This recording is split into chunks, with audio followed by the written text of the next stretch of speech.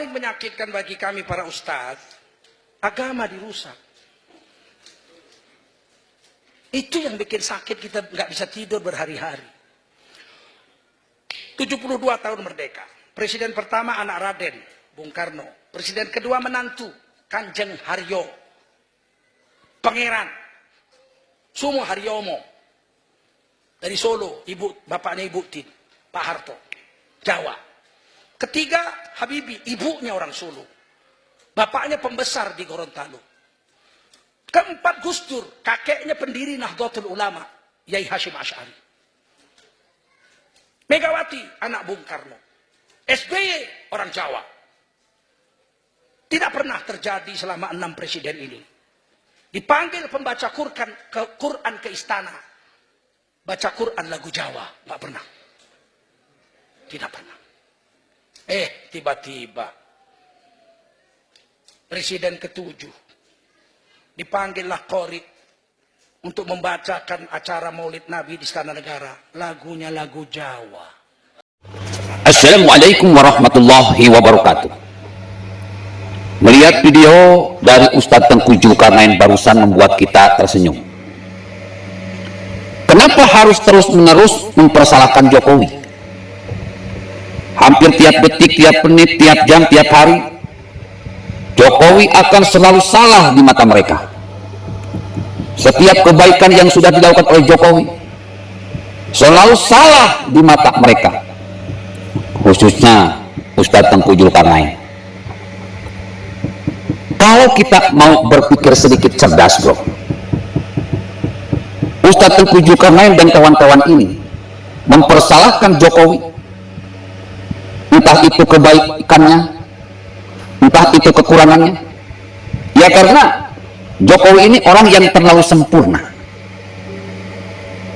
sehingga untuk menghancurkan kesempurnaannya ini tiada lain dan tiada bukan dengan mempersalahkan Jokowi. Hampir di setiap titik, hampir di setiap sudut, hampir di setiap bidang, hampir di setiap celah.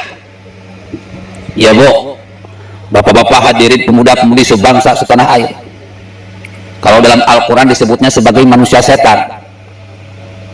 Orang-orang yang suka mencari-cari kesalahan orang lain, dalam Al-Quran disebutnya manusia setan.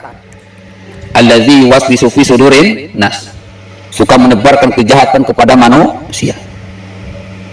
Ustadz Tengku Zulkarnain ini sedang menebarkan kejahatan kepada seluruh manusia, menjahati Jokowi sehingga apapun Jokowi akan dianggap salah, termasuk yang ini, bro. Katanya Jokowi yang mengundang, Jokowi yang mengambil seorang ustadz untuk membacakan Al-Quran dalam lagam Jawa. Ini kan sebuah fitnah yang keji, bro, dari seorang yang ngaku ustadz, dari seorang yang ngaku ulama. Masa sih Jokowi yang memilih orang untuk membacakan Al-Quran? Kan ada Menteri Agama, kan ada protokol kepresidenan. Jokowi ini bos, ya bu, di istana presiden ini Jokowi bos. Ya kalau bos ini nggak perlu, kalau misalkan pengen makan masak sendiri nggak perlu. Yang namanya bos itu ya harus sudah ada, harus sudah nampak, harus sudah siap saji. Ada orang yang mengurusi tek-tek bengek sampai tek-tek bengok.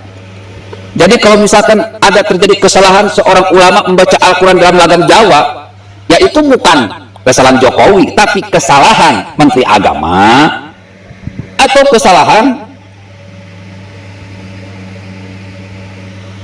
dari panitia yang mengadakannya, protokol kepresidenannya mungkin.